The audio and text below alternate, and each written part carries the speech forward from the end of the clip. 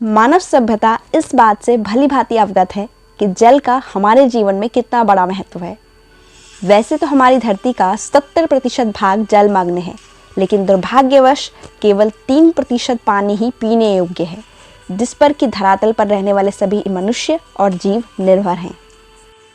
इसके साथ साथ एक समस्या यह भी है कि पूरे विश्व भर में जल वितरण समान नहीं है, यानी कि वाटर डिस्ट्रीब्यूशन एक जैसा नहीं है। कहीं पर पर्याप्त से भी अधिक मात्रा में जल उपलब्ध है, तो कहीं पर पीने मात्र भी पानी उपलब्ध नहीं। अगर बात करें अपने देश भारत की, तो यहाँ पर भी जल वितरण एक जैसा नहीं है, जिसका अंदाज़ा आप इसी बात से लगा सकते हैं कि भारत का एक हिस्सा ऐसा है कि जहाँ लगभग पूरे साल ही बारिश होती है, जो कि है मेघालय का मौसिनराम क्षेत्र, जहाँ वार्षिक रूप से औसतन 1150 सेंटीमीटर तक वर्षा होती है।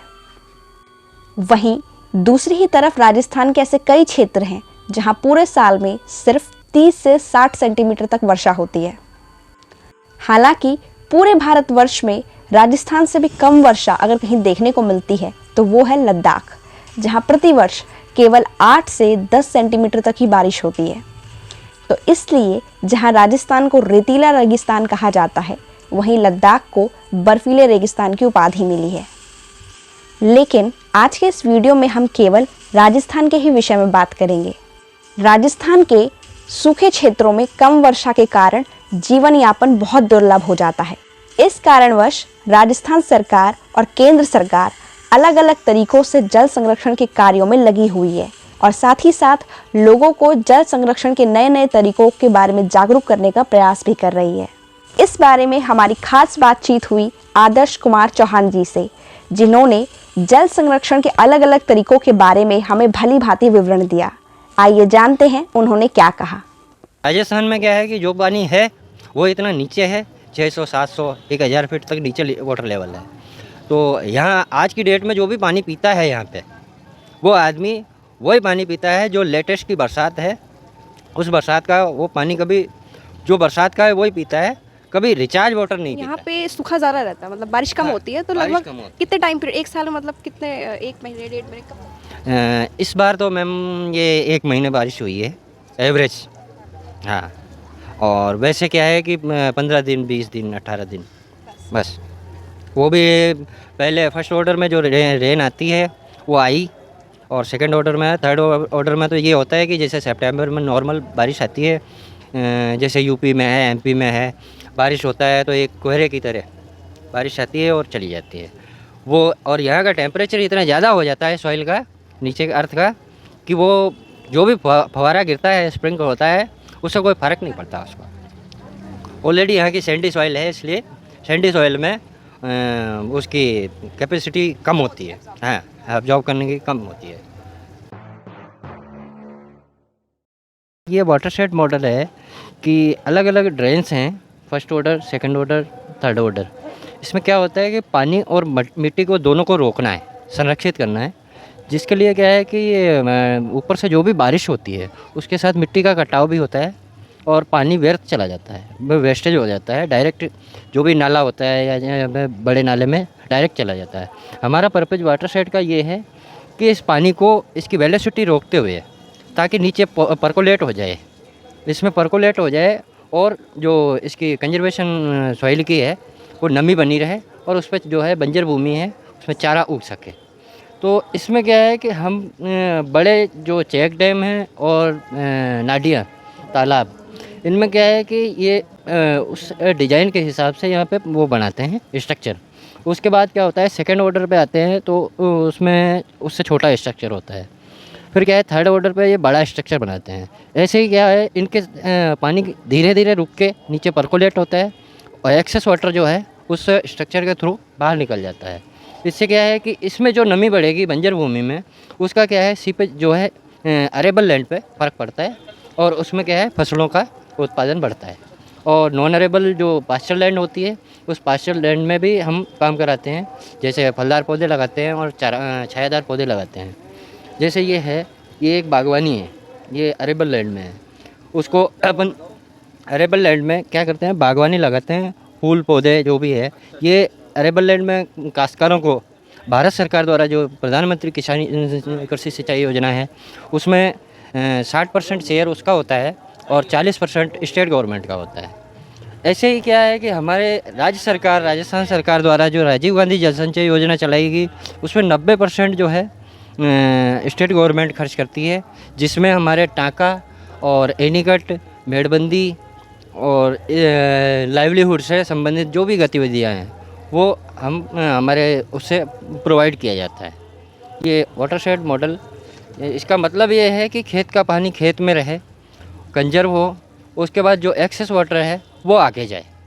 इसका ये भी नमी बनी रहेगी, हाँ, कंजर्व soil में रहेगी। नमी रहेगी तो जाहिर सी बात है कि प्रोडक्शन बढ़ेगा। राजस्थान में ऑलरेडी वाटर लेवल नीचे है, हाँ शॉर्टेज बहुत है, और जो भी वाटर आता है, क्योंकि यहाँ एंडुलेशन इतना ज़्यादा है, स्लोप इतना ज़्यादा है कि पानी इतनी वेलोसिटी से डूंगर से पहाड़ से नीचे उतरता है तो नीचे परकोलेट नहीं हो पाता है, सीधा नाले में जाता है। और जिस भी नाले में जाता है वहाँ पे वो पानी क्या है कि वो उससे फिर वहाँ पे परकोलेट होता नहीं, वो ऑलरेडी वहाँ पे इतना स्टेटा हार्ड होता है कि वो पानी नीचे परकोलेट नहीं होता है। परकोलेट नहीं होगा तो जाहिर सी बात है आगे नमी नहीं बढ़ेगी, हाँ अब्जॉर्ब नहीं होगा तो आगे नमी जाएगी नहीं। और ये हमारा उद्देश्य ये है वाटरशेड मॉडल का कि ज़्यादा से ज़्यादा प्रोडक्शन हो, बंजर भूमि को हम कृषि भूमि में कन्वर्ट करना चाह रहे हैं। ये जवाजा में है, ये स्ट्रक्चर है, मैं इसका लाइव बिल्कुल अभी लास्ट ईयर का है। ये एक्चुअली मैम क्या था, यहाँ पे एक पानी वेस्टेज आता था। इसमें क्या है कि हमने ये पानी इस नाले से होके बड़े नाले में नीचे चला जाता था, पर हमने क्या किया है, इसको बनाया है, ये बैंक स्टेबलाइजेशन है, एक बंड बनाया है इसको, ये पानी यहाँ रोक दिया। अब इधर भी एक नाला था छोटा सा जो पानी आता था और बह के नीचे चला जाता था। हमने यहाँ क्या किया, एक डिज़ाइन के हिसाब से एक बंड बनाया है जिसको बोलते हैं बैंक स्टेबलाइजेशन, नाला स्थिरीकरण। यहाँ पे पानी रोक दिया, पानी रोकने एक यहाँ कुआं था ये, जिसका मतलब रिकॉर्ड में भी और अभी प्रत्यक्ष में भी इसके रिकॉर्ड में ये कुआं हमेशा सूखा रहता था। पर ये एक बरसात निकलने के बाद जब नेक्स्ट आई तब तक ये कुआं रिचार्ज हो चुका था। तो ये हमारे पास ये जवाजा में है, बिल्कुल देखा हुआ लाइव है, आप कभी भी चेक कर सकते हो। ये रिचार्ज है, ये इसका परिणाम है। हाँ ये पानी क्या है, पहले बह जाता था सीधा, हाँ अभी क्या है ये रुक गया। तो एक्सेस वाटर जो इसकी हाइट से ऊपर जो था वो तो गया, बह गया, वो अपने काम नहीं आया। बट जो ये पानी यहाँ है ये अब्जॉर्ब हो रहा है, नीचे परकोलेट हो रहा है। परकोलेट होगा तो ये जाहिर सी बात है यहाँ पे हरियाली और ये रिचार्ज होगा। पुराने कुएँ हुआ करते थे, आज से 60-70 के आसपास कुएँ हुआ करते थे जो बुज़ुर्गों ने खोदे थे, बनाए थे पानी। वो क्या है कि इसमें ये सारे कुएँ सूख चुके हैं आज की डेट में। तो इससे पहले क्या है, इस कुएँ के पहले एक नाला है, उस पर एनीकट बनाया, उस एनीकट पे जो भी पानी रुक गया उससे क्या है परकोलेट हुआ, ये कुआँ रिचार्ज हो गया। ऐसे ही ये है, ये उनका ये एग्जाम्पल है, और ये हमारे सारे जो है आज की डेट में चालू हुए कुएँ। बहुत ही बढ़िया काम हुआ है ये, क्योंकि राजस्थान में ऑलरेडी बहुत ज़्यादा वाटर शॉर्टेज है, तो इसी तरीके से जल को संरक्षित किया जा सकता है। ये राजीव गांधी जल संचय योजना मंत्री द्वारा चलाई गई थी। प्रथम चरण में तो ये उपलब्धियां हमने हासिल करी है, इतने स्ट्रक्चर हमने बनाए हैं, और ये सेकंड फेज आया है। सेकंड फेज में हमने ये प्रस्तावित किया है, अब हमारा काम स्टार्ट होगा। हाँ ये हो चुके हैं और ये हमने प्रस्तावित किया है, जिस पे हमारा प्रोजेक्ट अभी रनिंग में है। तो इस प्रकार आदर्श कुमार चौहान जी के माध्यम से हमने राजस्थान के कई सारे परंपरागत जल भंडारण की विधियों के बारे में जाना, जिसमें कि मुख्यतः नाड़ी, तालाब, जोहर, टांका, खड़ीन तथा टोबा जैसी आदि विधियां सम्मिलित हैं। इसके अलावा राजस्थान में स्थापत्य कला के प्रेमी राजा महाराजाओं ने अपने पूर्वजों की स्मृति को बनाए रखने के उद्देश्य से राजस्थान के विभिन्न हिस्सों में कलात्मक बावड़ियों, कुओं, तालाबों, झालरों का निर्माण करवाया। आज के इस वीडियो में इतना ही। अंत में मैं बहुत बहुत आभार व्यक्त करती हूँ आदर्श कुमार चौहान जी का, जिन्होंने हमें जल संरक्षण के विषय में इतनी रोचक और महत्वपूर्ण जानकारी देते हुए जल और भूमि संरक्षण के कई माध्यमों के विषय में हमें जागरूक भी किया। आज हमारे देश को ज़रूरत है आदर्श कुमार चौहान जी जैसे प्रशिक्षित मार्गदर्शकों की, जिससे कि राजस्थान ही नहीं अपितु पूरे भारतवर्ष के लोगों को जल भंडारण की प्रेरणा मिले। अगर आपको आज का वीडियो पसंद आया हो तो लाइक करें, शेयर करें और अगर चैनल पर नए हैं तो चैनल को सब्सक्राइब करें।